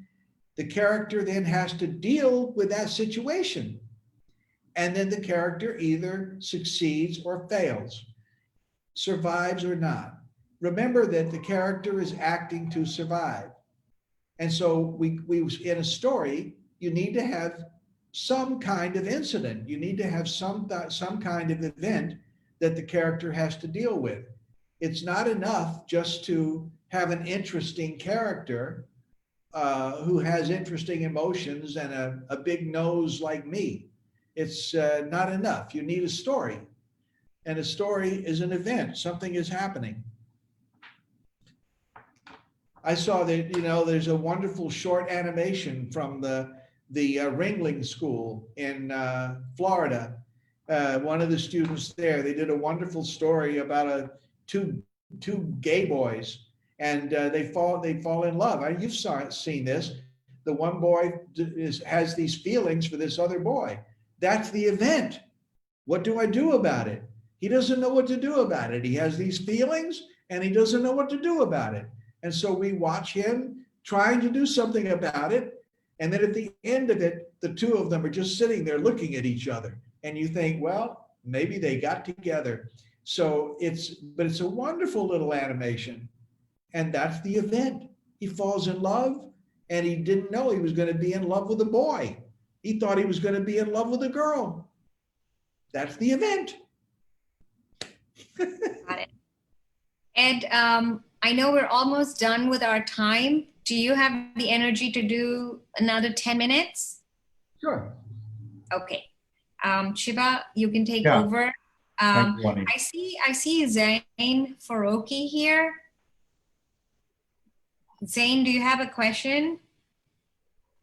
Yes, Go ahead, please. I would like to know what activities other than drawing and daily animating would help enhance my skills. What activities?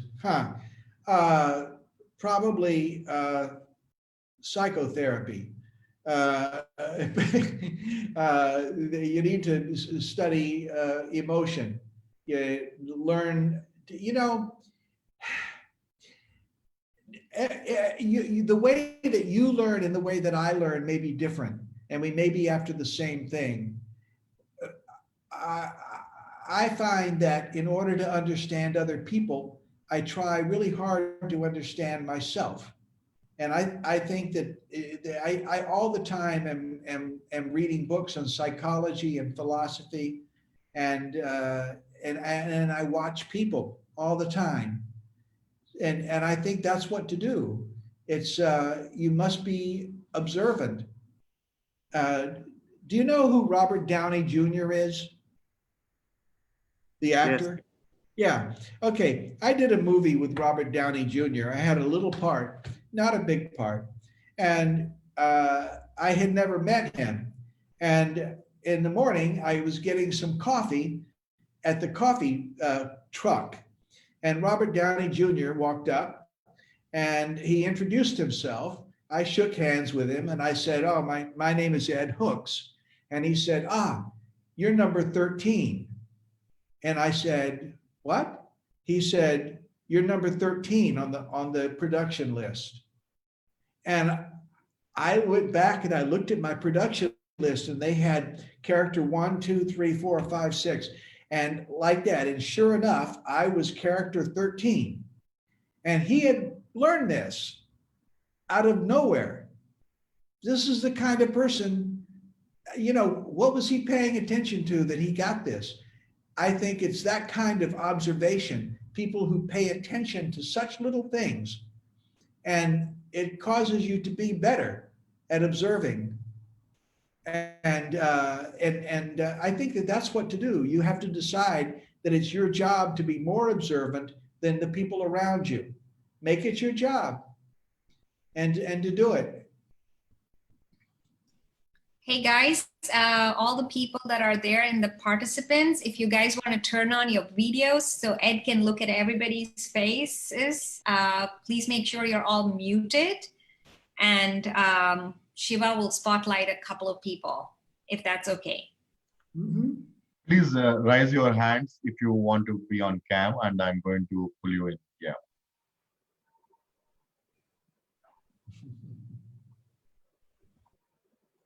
You see, this is what it is that animators tend to be shy. See, they're sitting there, and all these people are sitting there in front of a camera, and they're saying to themselves, not me, not me. I don't want to get up there. You go ahead and get up there. It's perfectly fine. Please mute your microphones. Hi. Yeah, Devanshu, ask your question.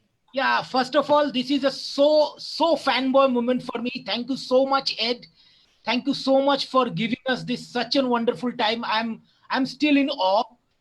This is a great session, Ed. Thank you so much. Anifest, the organization panel. I'm so excited. I'm so sorry, Bunny. I'm so sorry. I'm so sorry. I'm really so sorry. I actually ran away from my office and to came back to my home and to join your session. So first of all, this is an outstanding session. Ed, I have just one small question. Sir, can you please tell me that how I improve the facial part without having dialogue? Like what we say, that mime acting, like without having dialogue, just to create the body language or the facial expression. How I can improve it? Just if you can give us any insights on that. That would be really great. Yeah, it really is animating the thought. Okay. That's really the thing. And to understand that people lie, people say one thing and think something else.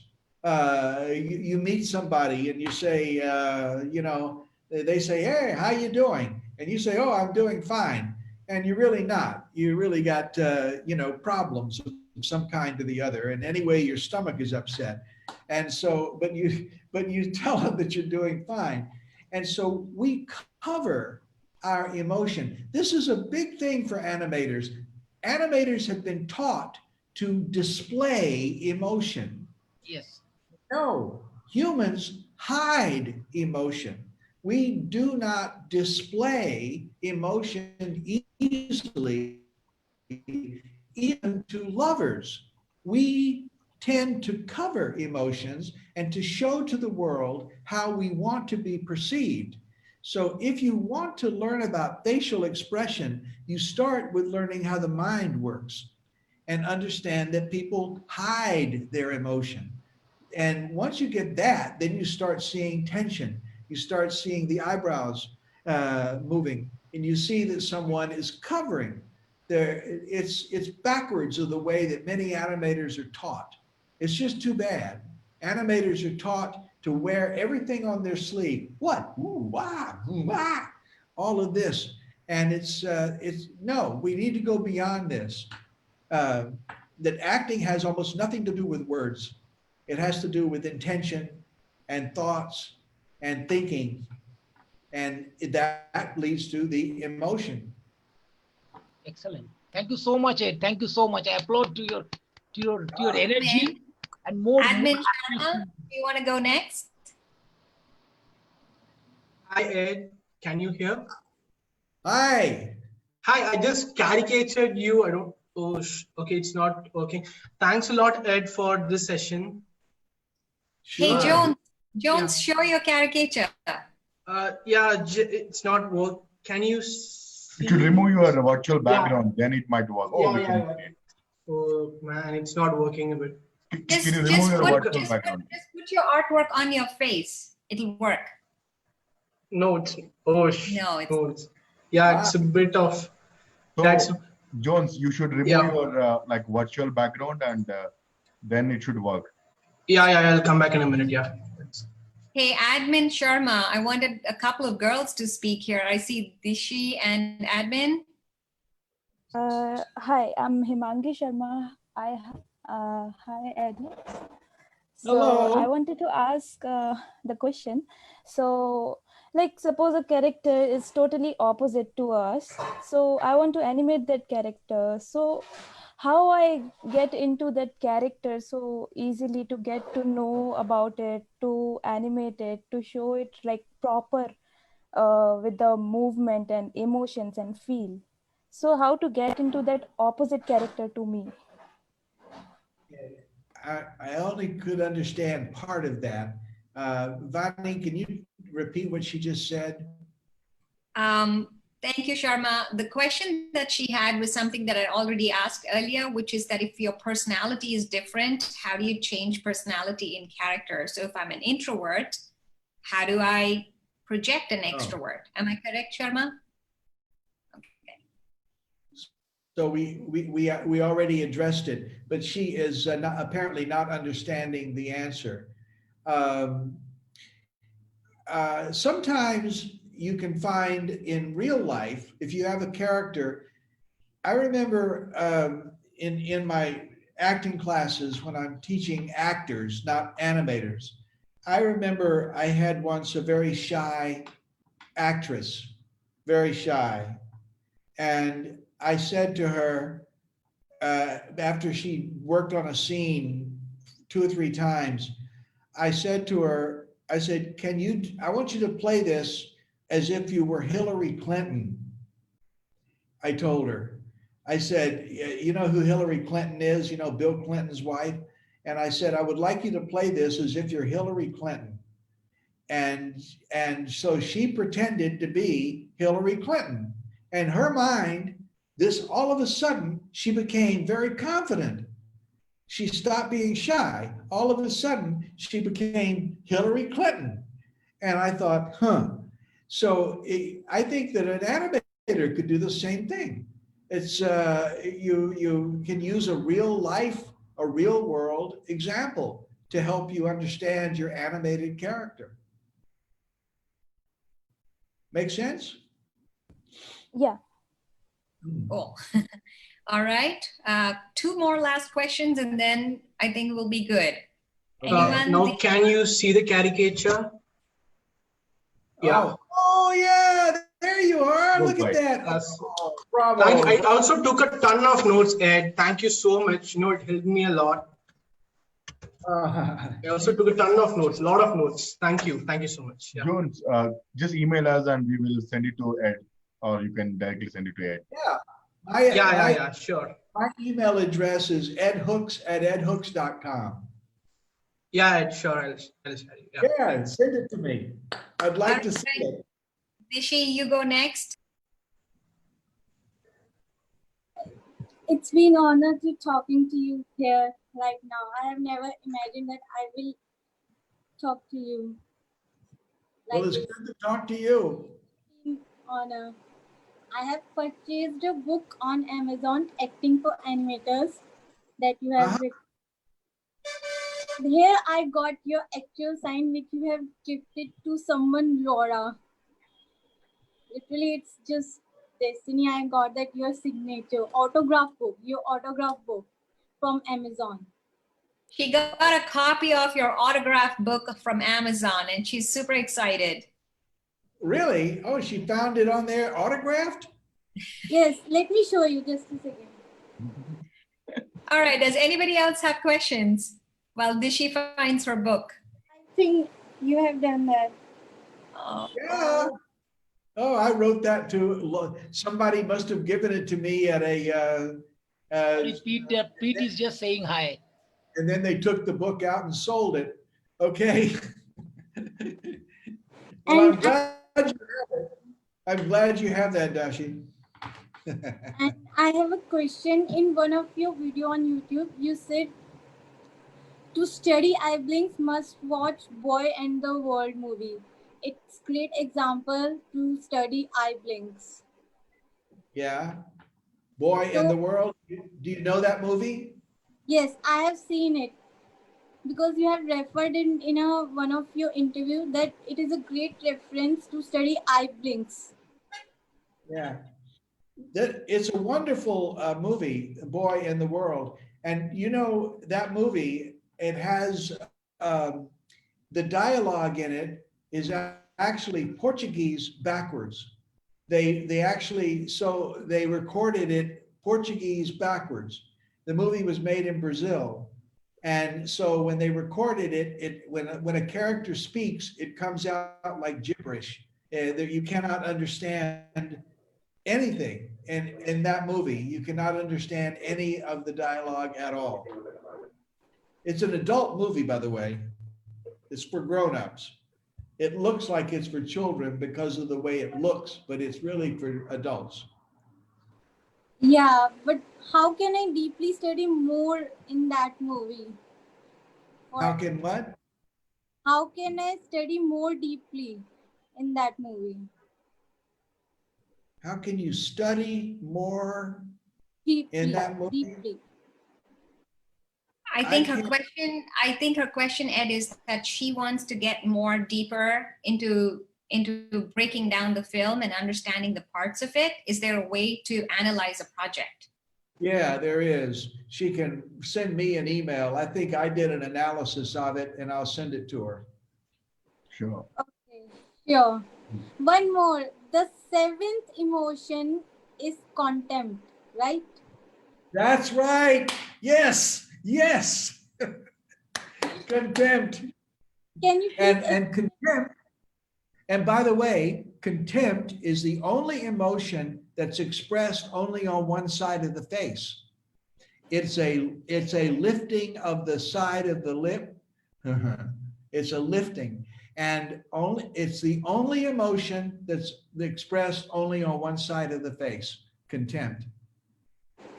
Could you please explain that emotion more? What? Could you please explain this emotion? How will I? Oh, contempt is a feeling of superiority. Okay. Yeah, it means that you're better than a character who feels contempt feels like, well, I'm better than that guy. It's a feeling of superiority. Yes. Thank you. Thank you, Ed. I see Pete over here. Pete, do you want to say something? Pete, unmute your microphone, please. Hey, there we go. Hi, mate. Oh my God! Hey. Oh, Pete, so good to see you. You too, mate. It's been a long, long time. So for those of you who don't know, we actually brought Ed across back in, I think it was 2011, I think. To come across, and he spent 2 days working with our animators just before we started work on Eager, on Mackie. So if you can see my webcam, that's Ed with Rajmouli. Just after he had pulled his entire script apart. So he actually got brought back. If you remember, you came across for us, then you went across. I think you did a session down in Chennai. You did one in Coimbatore as well, and then we brought you back again to Hyderabad to do a script session with Rajamouli, where you promptly tore his entire script apart and went, "Yeah, you don't need that. You don't need that. You don't need this. You don't need that." So he's like, "Yeah, great. Now what do I do?" And you know, so, yeah, I just have to tell you that within the past month, Rajamouli contacted me, and he wanted to talk about another. Yeah. So I was talking to him about an idea that he has. So it's funny that you mentioned him. He's a very talented man. And it's such a pleasure, and I'm so surprised to see you. There you are. Pete Draper is one of my favorite people, and I've known this guy since England. I've known him, and he's what 2003, I think. Probably 2003. 2003, I think we first met at Animators. We're going on 20 years. That I've known you a long time. It's going on 20 years now, mate. It's like relationships have been made and lost in that time. Well, you look good, and it's so good to see you. I feel crappy, but apart from that, the good lighting. Oh, Pete, you look great. Oh, thanks, mate. Appreciate it. Right, Uncle Ed, I'll leave you to it, mate. Love you. You're awesome. We can take one more question and then we'll say goodbye. Vani, I have a question. Sorry, I think Raymond is waiting. Maybe we can take Raymond's question. You pick Shiva. Yeah. Raymond, please unmute your mic. Yeah, hello. Can you hear me, guys? I can hear you. Yes. Yeah, hello. Hello. It's so great to see you. So it's good to see you. I actually am I'm so excited just hearing to your voice, like how the way you're talking to us, the way all the things you have told, you have made us like motivated to do much more better animation in our daily routines. Good. I think this is such an exciting time for you in your career. This is a really important and exciting time, and I am your biggest fan. I'm your biggest supporter. Thank you so much. So my question is there are so many different art styles for animating. Like anime is there, and there are Indian cartoons. Like what are your takeaways in the specific type of cartoons? Like what in in anime, what do you like in takeaways over there? In Toy Stories, in American cartoons, what is your takeaway? So what is the speciality of each ones, so which we need to take away, and we can so that in the bright future we can collect this knowledge and we can improvise it and make it even much further. Well, if I understand your question, for me personally, I just in a lot of animation, I find that there's too many gags, physical gags, and I get tired of them myself. Maybe in short cartoons, but gags really are mainly for children. These sort of things. So I am personally very interested in the development of animation for adults, for grown-ups. And when I teach acting, when I teach right now, teaching you, I am teaching grown-ups. There's no children here. And we are adults talking about art, an art form. Yep. And there's different styles. There's not a lot of market for, because you should be paid to animate. You should be paid for your work. And there's not a lot of marketplace for short cartoons. They're buying some of them on Netflix, but there's not a lot of marketplace for them. I think that what you want to work on are series, a series, multiple segments, and also feature films, because you can now make this. You and 5 or 6 of your friends can get together and make a movie. It's possible to do this. Yes. And then there's all kinds of places to go sell them. With Netflix and Amazon and Hulu and HBO and all of these, that's where all the action is. And they're looking for international projects. They're asking for them. I mean, I tell you what, I saw, this is an idea for you, for those of you who are left. I have an idea for a movie from India, and it would it would work. And you can talk to me about how to do it. But I was reading in I don't know, the internet, Wikipedia, and there was an actual Indian man who moved a mountain all by himself, and it's in there. It's in the Indian man moved a mountain. If you look at Google, you'll find it. And what it was that his wife died because she could not get to the hospital on the other side of the mountain. And after she died, he was so determined that nobody else would die. And so he all by himself dug a highway in the middle of this mountain, just him, nobody else.